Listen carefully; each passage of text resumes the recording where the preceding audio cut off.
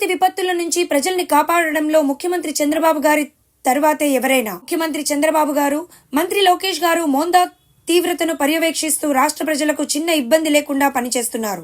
Doctor Chadalavada Arvind బాబు గారు నర్సరావుపేట శాసనసభ్యులు రాత్రి 10:30 గంటలకు నుండి 4:30 గంటల వరకు ఎప్పటికప్పుడు అధికారులతో సంభాషిస్తూ నర్సరావుపేట నియోజకవర్గంలో మోందా తుఫాన్ తీవ్రత దృష్ట్యా పట్టణంలో మున్సిపల్ కమిషనర్తో కలిసి క్షేత్రస్థాయిలో పర్యటించి ప్రజల సమస్యలు తెలుసుకున్నారు.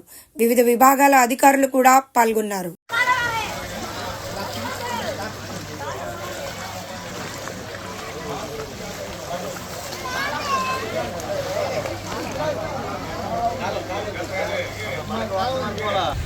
మీడియా సోదరులందరికీ శుభోదయం. మరి అకాల వర్షాల వల్ల, మోందా తుఫాన్ వల్ల మరి విపరీతమైన వర్షాలు, వాగులు రావడం జరిగింది. లోతట్టు ప్రాంతాలకు కూడా కొంచెం ప్రమాదకరంగా ఉంది. నర్సరావుపేటలో సత్తెనపల్లి రోడ్లో మరి చేడి పక్కన వాగు పొంగి పొరలుతుంది. పైనుంచి వచ్చే వాగులు కానీ పొలాల్లో వచ్చే నీళ్ళన్నీ కూడా దానివల్ల ఈ వాగు బాగా పొంగి పొరలుతుంది. మేము సహాయ చర్యలందరూ కూడా చేపడతా ఉన్నాము. మరి కమిషనర్ గారు, మున్సిపల్ సిబ్బంది అందరూ కూడా ఇక్కడే ఉన్నాము. రాత్రి తెల్లవారుజాము 4 నుంచి మేమందరం కూడా, ఎమ్మెల్యేగా నేను, కమిషనర్ గారు, అదేవిధంగా కలెక్టర్ గారు కూడా అందరూ కూడా అప్రమత్తంగా ఉన్నాము. లోతట్టు ప్రాంతంలో ఉన్న వాళ్ళు కూడా మరి శిబిరాలకు తరలిస్తూ ఉన్నాము.